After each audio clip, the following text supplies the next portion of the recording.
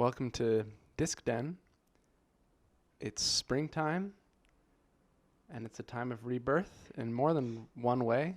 We're still getting our apartment back together after our encounter with the serial Brooklyn rearranger. So as you can see, we don't have our shelf completely set up, but we're getting there. I've got projects of my own that I'm focusing on. I'm still doing the Disc Den hotline. I still encourage everyone to call in and if they want to talk about records, and it's going pretty well. My friend Jerry on the hotline, not you, Jerry, he's kind of proven to be a bit of a one-trick pony. He just wants to talk about progressive rock all the time. That's all he listens to, and you know, I like progressive rock. I've talked about it on this show, but it's like Jethro Tull, Van der Graaf Generator, Camel. You heard of that band Camel?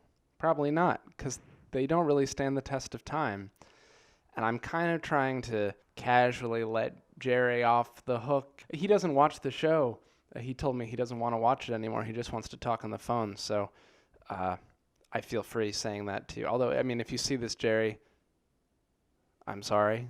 Anyway, maybe we should just get into talking about music. Special treat for you today because it's our first episode of Discogs, Disc Den, where we're talking about a spanking new release. I got a hold of this limited edition vinyl before it was even out on streaming. Deerhoof, their new record, Noble and Godlike in Ruin. We're going to be talking about that. Jerry, do you have anything to add before we dive right into the music?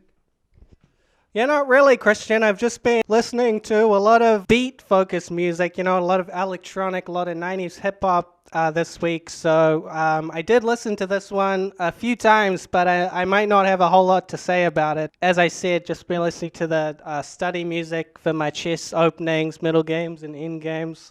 I have a competition coming up next week, so yeah, I've been really locked in on that. Well, that's cool. I guess I'll just start talking about it then.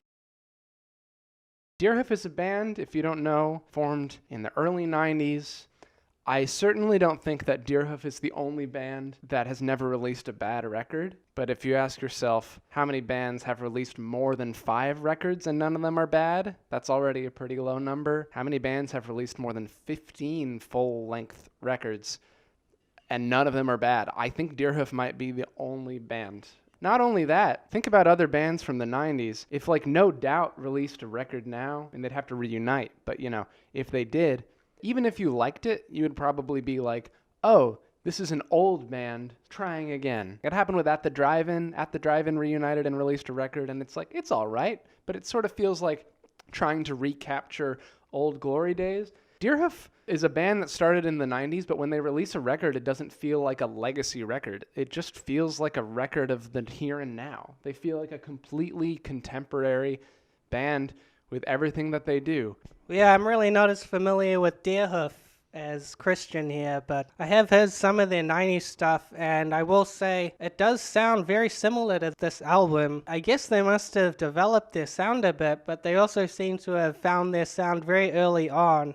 And it's an experimental sound, but it's got structure to it. Structure and experimentalism is kind of like you get the best of both worlds. Hannah Montana. That's about her personal life and her fame coming together, getting the best of both worlds. Because, when you're famous, sometimes you lose some of your privacy. But when you're not famous, life can be a little boring. So, some of those people get the best of both worlds when they have a secret identity, whether their personal life is their secret identity, a la Batman, Clark Kent, Miley Cyrus, or whether their celebrity is their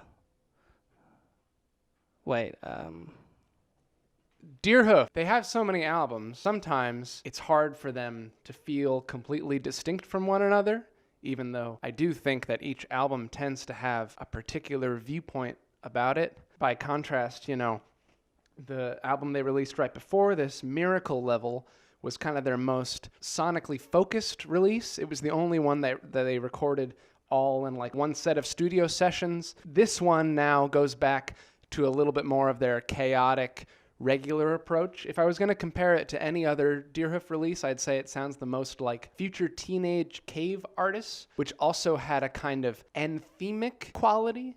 It feels like some of these songs are meant to be anthems for certain groups of people that the band thinks need a little bit of support. When Deerhoof is a band known for a lot of riffage and a lot of noise, this album has a couple more sweeping.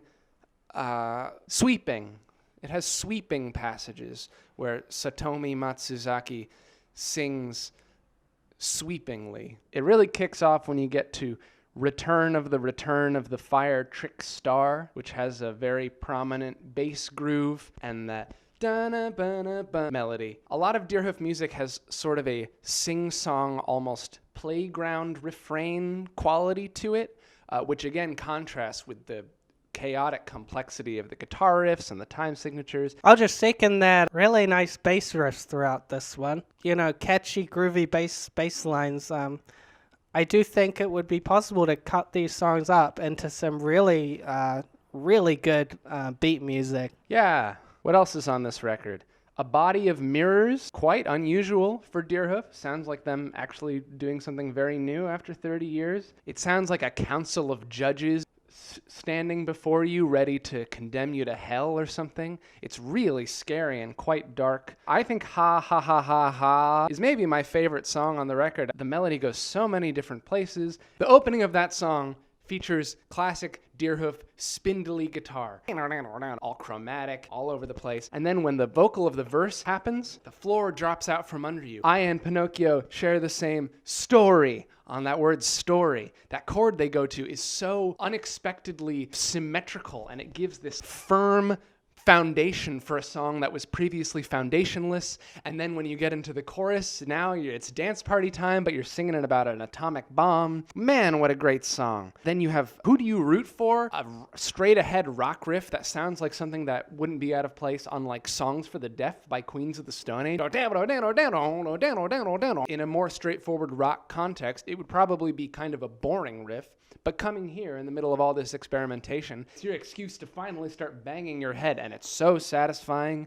They have this collab song with Saul Williams on Under Rats, and I love his guest vocals. Such a buttery tone, subtly melodic. He slips in and out of the melody at will. Some Deerhoof collabs I haven't been such a big fan of. Particularly this album, Mountain Moves. It's probably my least favorite record by them, mostly just because I like the Deerhoof flavor so much I don't really trust anyone else. But this guy, Saul Williams, really adds a lot to that track. At the end of the album, it ends with a noise freakout. Kind of interesting because Deerhoof is a noise band, and it becomes especially clear when you see them live. They do lots of noise freakouts, but it's not always so evident on the album. So it's really interesting to see them finally embracing some of their live energy. If there was any question about whether or not this album is infused with rage, the ending is such a great driving home of that. Yeah, I gotta say, I've never seen Deerhoof live, but I would probably go see them. They do seem like they'd be a really good live band. That last track with the noise freakout ending, that